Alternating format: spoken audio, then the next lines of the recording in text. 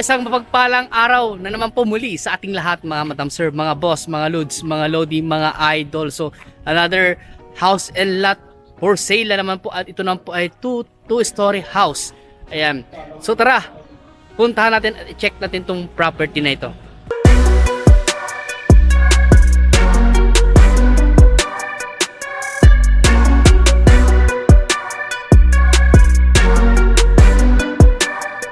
Okay po, so yan po mga madam sir, mga boss, mga lods, mga lodi, mga idol. Ito na po yung house and lot for sale.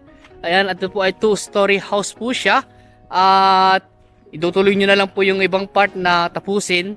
At ang maganda po dito, nasa ano po siya, subdivision. Bungad po ng subdivision. Ayan, kung nakita nyo po yun na po yung main road po ng barangay. Walking distance lang po sa palengke po o public market po ng Mungkada, itong itong property na ito. So ito po ay meron pong sukat na 322 square meter yung kanyang land area, tapos yung kanyang bahay ay nasa 290 square meter daw po yung floor area. At ito naman po ay fully fenced na po siya, simula po doon sa may poste na yan hanggang doon po sa pader po na yan. So nasa mga 10 meters po estimate po namin yung kanyang entrada. May gate na po, sliding po yung kanyang gate. Ayan, tapos naka-tubular yung mga design ng kanyang baho dito sa harap. At yung power line na-install na po. Ayan, yung kanyang mga bintana, awning type, yung diba, tapos sliding. Ayan po. Tsaka ito po, yung kanilang unang pagpasok na sa bungad ng bahay na ito ay garahe na po agad. At ito naman po yung hagdan na papunta sa taas. So unahin natin dito sa baba. So ito po yung kanyang ito po yung kanyang harap ng bahay. Ayan po, may mga tanim silang mga halaman po dito. And then ito naman po yung kanilang side ng bahay kung saan andun po na mag-ano po sila dito, nag-ano ng mga nilabahan nila, magsasampay ganun. At ito po yung kanilang mga bintana. Ayan, talagang mahal nyo na po yung mga itong bintana eh. Pag itong lalaki, mahal po yan. Ayan, kailangan protektahan yan, lagyan ng grills. Ayan po. So, pasukin natin itong loob ng bahay. Bale, ito po ay 5 bedrooms, no? 4 bedrooms. Tapos apat na CR with bath, sabi nga po. So, dito po, pag bungad po natin dito sa loob ng bahay, pagpasok natin sa loob ng bahay, ito po yung kanilang sala o living room. Wala pa pong gagamit-gamit po dahil halos kagagawa lang po itong bahay na ito. Tanong natin kay seller. Sir? Yes, sir. Ilang sir?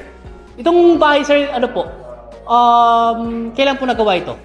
Actually, sir, to 2 years pa lang ito, if not mistaken. Kasi ginawa po ito mga first quarter ng 2024. First quarter ng 2024. So magto 2 years pa lang po. Nung nag-start yung initial construction niya, nung foundation niya, naghuhukay. Oo po.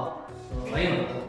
So, magkano yung presyo, sir? 6 na milyon. Actually, sir, asking ko lang dito is 6M. 6M. Nasa likod ka lang ng palengke, nasa pinakabungad ka ng subdivision. Walking distance lang din eh. Walking distance lang through kahit MacArthur Highway. Sa MacArthur Highway din, walking distance. So dito sa baba, sir, sa baba ng ng bahay na ito, ilan yung bedrooms? Ang bedrooms natin dito, we have 4 bedrooms. 4 bedrooms. For the family. Tapos isang studio unit sa taas. Studio unit. Oo. So, dito sir? Okay, dito meron tayong, actually, ito sir, itong area na to, ginamit lang natin temporarily for dining. For dining, sir. Dito talaga. Kumbaga, talaga. nagsama yung living room tsaka pinagsama na. Tapos, ang ginawa namin, kasi since hindi pa naman naka-tiles, Opo. hindi na namin siya nilagyan ng linoleum temporarily. Ito muna yung ginawa namin living area. Yan po. Okay, itong living area na to, supposedly, corridor ito papuntang mga rooms. Corridor po. So, makikita mo yung corridor, malalaki. Malaki yung corridor nga po eh. Kahit dumi pa ako ganyan, hindi mag-aabot yung mga kamay ko. Parang Malaki po yung tatlong okay. kamay. Before we enter sa mga room, sir, I'll show you, ito yung masters natin. Ayan po yung master bedroom po. So yung kanyang pintuan, Po yan, sir, solid wood. solid wood. Ayan. Solid wood. Tapos nakabubida rin po siya. Ano sir, yung hardiplex, yung bubida? Yes, sir. Hardiplex. Lahat po yan, hardiplex. Yung Oo. hindi tayo nagtipid sa materials dito sa ceiling kasi gusto ko magandang ceiling. Tama sir. Good quality. Opo sir. Ito sir, ito yung masters natin. Meron siyang sariling toilet and bath. Ayan, sir.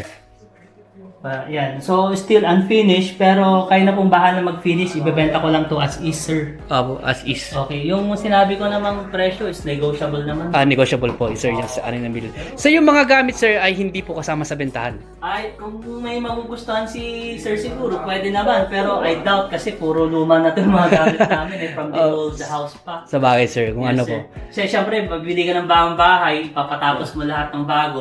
Syempre, lahat Opo. bagong gamit din dapat. Opo, sir, opo. So dito, meron tayong secret storage. May secret storage po dyan. Ayan sir, natabunan lang siya ng mga cabinets. Pero Opo. supposedly, pag naayos mo to sir, ang ganda Opo. nito kasi pwede kang maglagay ng walk-in closet. Opo, yung walk-in closet. Eto, Dito, pwede yung walk-in closet dito eh. Or eto mismo. Yan. L-type. Kasi kayong mapapansin mo itong bubida niya. Opo. Naka-L-shape. Opo, naka-L-shape po siya. Para walk-in closet siya nito dito. Tapos itong mga to, yan yung talagang space for the bedroom. Bedrooms, oo. Pwede maglagay ng TV. Yung mga kama, ganun. Oo. Opo, So sir. ito sir. Ito naman po yung pangalawang kwarto po, mga madam sir. Ayan. Regular rooms. Opo, regular room natin for the kids. Hmm. Maluwang din po ito. Maluwang din So ako. kung makikita nyo sir, magbase na lang kayo sa Dipa ko. This is around 5 by 6 square meter. 5 by 6 square meter po. Opo. Pwede, kasi Mga napakasadya 5 by ito 6. na may pang built-in cabinets. Opo. Study table. Opo. For the Yung wala sir, walang CR lang no. Ang CR na of course common na yun. Common na yung nandito na toilet nila. Ito naman po yung ano po, pangatlong bedroom. Ito na po yung Regular pangatlong bedroom or second regular bedroom. Second regular bedroom. Okay. Sa baba. So ginawa ko muna siyang Studio. Kasi Si sir po kasi, ayun po, nagpe-painting po siya, nagpe-paint po siya, and then nagtatattoo pala, tattoo artist pala si sir. So sa mga gusto magpatattoo, mag-schedule lang po kayo. So tattoo artist pala si sir. So itong room na to, ginawa po muna niya pansamantalang studio room po kasi niya. sa taas dapat ako eh. Sa taas, Hindi opo. pa naayos. Hindi pa naayos. Dito na muna tayo. So So ito na po common yung common CR na toilet po nila sa dalawang ano po tatlong bedrooms. Okay po. Yung regular bedroom po nila. Ayan. So dagdagan niyo na lang, lagay na shower, heater, lahat po. Ayan. Ayan po yung kanilang bowl. Ayan po. Sir, may sabi ko lang no, para sa video mo. Lahat ng po ng rooms dito, meron na siyang provision na saksakan ng mga aircon. Meron na. And lahat ng toilet and bath natin dito, meron din siyang provision for water heater. Water heater. Nakaabang na. Yes sir, nakapag na. Okay. So ito na po. Saksakan na talaga outlet na. Outlet na. So ito sir, sorry, Okay lang, sir. na to. Okay. Ginawa ko muna na namin temporarily as bodega, pero ito yung third room. Malaki Third room. rin po ito, pwede maging maid's room. Opo. Okay. Staff room. Same lang sila ng mga regular rooms natin. Opo, sir. Ginawa lang namin. So ito na sir, storage din naman to. Storage room po ito. Ayan. Temporarily, cortina muna. Pero maganda to, yung aluminum na Ayan sir. pintuan. So, pasukin naman natin dito. Punta natin itong kanyang kitchen area naman po. So, ito po yung kanilang kitchen area. As you can see po, yung mga gamit po na yan ay hindi po kasama sa bentahan na. Yung mga pagkain nila. Ayan. So, ito sir, ano po ito? Storage room din Ano po yan, sir? Powder room. Kumbaga, para hindi na makigamit ng bisita sa mga sa ating toilet, personal toilet. Opo, sir. Let's say sa common or sa masters. Para hindi na makigamit ng bisita. Nag-provide tayo ng Powder room. for Opo. the visitors. Kumbaga, may lavatory yan. Meron din siyang yung toilet bowl. pero I'm selling it as is nga. So wala yung mga yun, yung nabanggit na yun. Opo. Pero this is a powder room. Opo, May mga powder abang room. na po siya na Okay. dapat So ito po yung kanilang ano po, lababo. Lalagyan na lang po ng tiles. Ayan po. Dadagdagan nyo na lang, tapos maglalagay na lang po kayo ng mga hanging cabinet po dito.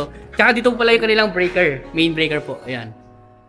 So, dyan po yung ating ano ng kuryente. Hindi, nandito puntahan po natin itong ano niya. dirty kitchen. Dirty kitchen. Sir, ito, one of my favorite place dito sa Nakabubida rin po. Ayan. area. Ah. Nakabubi na rin. So maganda. Ang maganda dito, paliwanag ko lang. Kasi Sir. kapasadya ito nga as a dirty kitchen talaga. Sir. Ko siya. Apo. So ngayon itong mga pintuan niya, pwede mo lagyan ng screen door para Apo. hindi na pasok ng mga insekto, Mga langaw. Opo, sir. for ano na rin. For pharmacy, siguro. Opo, sir. Then, Service area to. Service area natin, meron tayong laundry. Opo. Meron siyang sariling outlet for the water, outlet Ulit for na, the yan, electricity. electricity. Meron din tayo dito. So, yung source of water, sir, nawasa. Yes. Okay, nawasa, sir. Nawasa. Wala kayong poso, deep well, wala po. Wala po, wala. So, nawasa lang talaga. Yes, nawasa Okay. lang talaga. So, ito na yung property line natin. Sinagad-sagad natin yung property. Oh, yung property Meron pa line. naman dito ang space for gardening. Meron din dun sa side. Makita niyo. Sir, tara, pasokin na. Okay, sir. Sige po. So, ginawa namin sa sampayan. Wala, sir. Okay lang, sir. Okay lang. Opo. Ayan. So, hanggang dun yan. Oh, sir. Malaki Pwede pa. pa. Pwede pa magtanim ng mga gulay. Mga gulay. Mga okra. halaman. Mga halaman. So, maluwang pa dito. So, ang maganda dito, pwede mo siyang i-greenhouse eh. Opo, greenhouse. So, lalagyan mo lang siya ng net. Net. Oh. Yan lang. Ayan. Tsaka yung ganda yung spandrel niya. Oh, sir, Yung naka-wood ano yun finish eh. yan. O wood finish na ano. Para chocolate yung ano niya. Oo. Yung kulay. Meron din yung wood na ano po eh. Style na medyo brownish siya. Ganun. Yes, sir. Pero yan, Buti hindi ka, sir. Buti hindi ka ng PVC ceiling panel.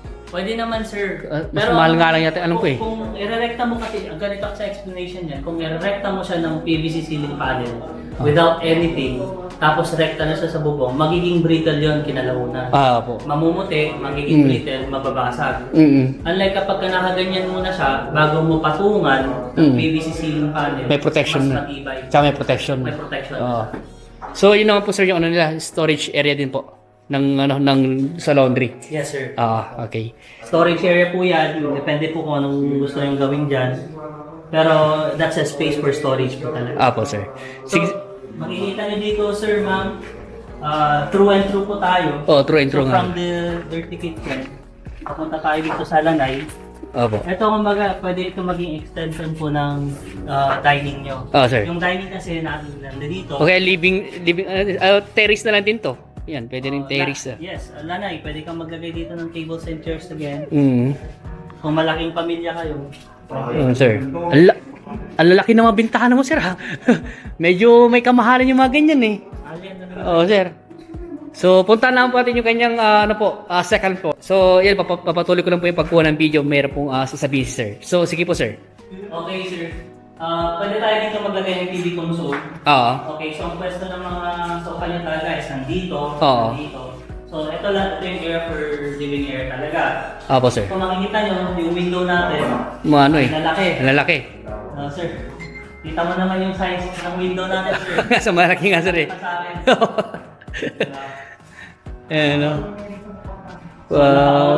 Owning type nga po, sir, na malaki yung ano niya. Tsaka, kailangan lagyan ng grills for protection din. Pwede rin naman, pero... Papangit lang kasi yung design, eh. Oo, safety naman dito, tsaka tahimik ang community natin dito. Tahimik po yung community. Maliwalas, tsaka kapit-bahay mo rin dito, ma'am, sir, is malalaki yung bahay. Malaki nga po. Kagaya po, malaki yung bahay sa kabila, eh. Malaki. So, punta natin yung kanyang, second floor. Doon sa studio room talaga ni sir. Garahe natin to. Garahe na sasakyan. Ayan. Kasya po yung pinakamalaki na yung yung Hilux mo. Hilux, ganun po kaya yung po. Okay. So, kung mapapansin nyo, ma'am, sir, nakaseparate yung hagdanan niya nandito siya sa labas. Dahil ang vision ko dito, gagawin ko sana siyang office or studio. Dahil tattoo artist ako, pagkatanggap ako ng kliyente, hindi napapasok sa loob ng bahay. Kumbaga may privacy. Yes, diretso na sila dito. Okay, sir. So, tara, sir. So, yan po yung hagdanan. Yung hagdanan, may explanation ako dito kung bakit ganito pa nilipis yung ano niya. Pero sa finishing yan, makakalaparan na yun kapag nag-finishing nga po. So dito po, mayroong terrace din po dito. Pwedeng gawing terrace din dito. Ito yung balcony. Balcony. Yan. Pwede. Ito po, ma'am, sir, no? Ang sukat po nito, pwede po kami maglagay ng 5 set ng 5 tables and chairs. 5 tables and chairs. Malaki po kasi itong balcony. Pwedeng gawing mini bar, ganun. Pwede po. Kasi meron tayong personal space dito. Pwede siyang gawing... Actually, yung isang buyer ko, kamakailan, gusto niyang gawin itong theater room. Theater room. Pang movie lang niya. Ganyan. So, tingnan natin, sir. Ito yung studio room po ni sir. Ito yung studio room. Dito dapat ako magtatatlo. mag-paint. So, since hindi pa naman naayos, sa baba lang naman ako. Meron din siyang sariling toilet and bath. Yes, sir. Ang tanong na, sir, bakit binibenta mo na itong property mo, sir? Itong house and lot mo? Sir, kasi if you notice, ang laki ng bahay, no? Oo nga po. Medyo hinihina na pa sa pag-ikot. Oo nga po. Imagine mo, apat na kami nakatira. 2 kids, my wife and just me. Oo. So, it's too big for us. Kaya, Kaya mag-shift down po kami sa into a smaller house. Mhm. Minsan, halos hindi kami magkita-kita pag kaming apat. Lalo pag naglalaro ng mga bata, kaya ko talaga. Alam mo, baka may pumunta sila dito sa taas eh. Di mo alam kasi open pa yung ano mo eh. Oo. Sir. So, ayun, it's too big for us. Yun Ah. lang yung ano ko. Tsaka, for siguro, pang business din. Mhm. May dentano talaga ng business. So ito yung kanyang CR naman po sa studio. Ang toilet and bath niya. Toilet and na- bath. Oo. Wala pang lavatory, pero naka-tiles na. Tiles na. Nakaharap lang pero ready for tiles din po. Ready for tiles. Nilagay na natin ng mga shower. Ayan. Lahat yan, walang open na ceiling po Nakabubida po. Nakabubida lahat. Oo. So ito naman po yung ano, ibang part ng bahay. Yes, sir. I-reveal lang po natin yung sekreto ni sir. Okay. Alam niyo po ba kung bakit meron nilagay dito sir na ano, parang hallway. Ayan. This is a concrete na canopy. Canopy. Originally, dapat ito yero lang. Mm. Pero sabi ko, ba't di ko pagawang semento para pang matagalan na? Opo sir. Pinasemento ko, at the same time, may daanan ako para kumuha ng malunggay. Yan, napunta natin yung malunggay. Nagkukuha din sa malunggay sa kapitbahay. Ayan, na-reveal na tuloy. Kaya so may-ari po ng malunggay ha, pasensya po. So ayan. Na-reveal, ayun yung malunggay oh. Yan yung malunggay pinagkukuha ni sir. Pag ikaw nakabili dito, ma'am sir, Ayan, libre yung malunggay. libre na yung malunggay mo dito. Huwag ka lang magpapahalata. So, yung yero, long span, then, ayan. So, pwede pa na eh. Pwede pang ano, sir. Gawin pang ano dito kung sakasakali, pero may yero na eh. Oo, sir. Hmm. Pwede pa yan. Actually, talagang minsan dito ako tumatambay. Oo nga, sir, pag mahapon, mas maganda eh. Tsaka kaya doon sa taas doon. Ano? Ito sir, ang ganda, extra terrace mo to. Opo, extra terrace po dito. Kung gusto mo talagang ipa-finish na may grills yan, Hmm. pwede po. Ayan. Kahit paikot yan, grills. Pwede para nalalakaran mo ito. Ayan po mga mata, sir. Tignan po yung mga kapitbahay po ni sir. Ayan, yung may-ari po dito. Sa subdivision po sila. May mga bahay na rin, mga laking bahay din, mga 2-story house. At Actually, ang subdivision na ito, almost sold out na and currently stop selling sila dahil gumagawa ng bagong expansion. Ngayon pag nag-reopen yan, sobrang magtataas na naman yung presyo. Opo. At the same time, what they said, magkakaroon ng access road papuntang bypass road. Ito dito sa likod. So, Kakaroon ng bypass road. Magkakaroon kasi ng bypass road yan, na another exit na naman doon. So, if you can see, the location itself is very accessible. Yes, sir. Nasa front eh. Very strategic talaga. Nasa likod ka ng palengke. Palengke yan. 2 to 3 minutes walk lang, nandun ka na. Oh, tsaka sa MacArthur Highway. Yes. Also, Jollibee lang din. Walking Yes. walking distance na ni Jollibee po. Nagkakaroon pa ng McDonald's. So, McDonald's. So, yeah. slowly, may mga Nag-evolve na rin. Pero yun nga, ang pinakamaganda dito is the location itself. Strategic po yung ano niya, yung location. So, Malapit lang sa lahat. And then, sir, yung hospital dito, San Julian. malapit lang din eh. Yes, may bypass dyan na na dadaanan lang 2 to 3 minutes lang din. Okay. Nandun ka Isa sa dyan, hospital lang. And then, yung hospital na yon, if you go through doon sa mga streets na yan, nandun na po yung T-Plex. Ay, T-Plex road po. T-Plex entry natin. So, malapit lang. Malapit Sa ano po, sa T-Plex exit din po sa may Anaw. Ayan. So, actually malapit lang po kasi dito yung Anaw. Magkatabi lang po yung Mongkada tsaka Anaw Tarlac po. Ayan. Tsaka yung sabi ko nga po, andun lang po yung main road po, main barangay road. Walking distance po sa palengke. Ayan. So, yan po mga boss. Ito po yung property o house and lot na sana po ay nagustuhan nyo. At kung gusto po mag-viewing, mag-schedule lang po kayo ng viewing para masamahan po namin kayo dito sa property. At kung gusto nyo kausapin sa seller, on the spot naman po nandito sa seller. So, ano sir, araw-araw nandito kayo? Yes sir. Currently, we stay here para at least mabantayan din itong property kasi ang alam mo, property pag di natitirhan, lalong masisira. Oo, tama sir. If you keep it like yung mga nagsisira yan ng mga insekto, Tama sir. mga gagamba, kasi yung mga sapot na yan, nakakaluma po yung mga yun. Yun sir. Dito, Kailangan talaga i-maintain sir yung mga ano yun. May naglilinis. Ayan.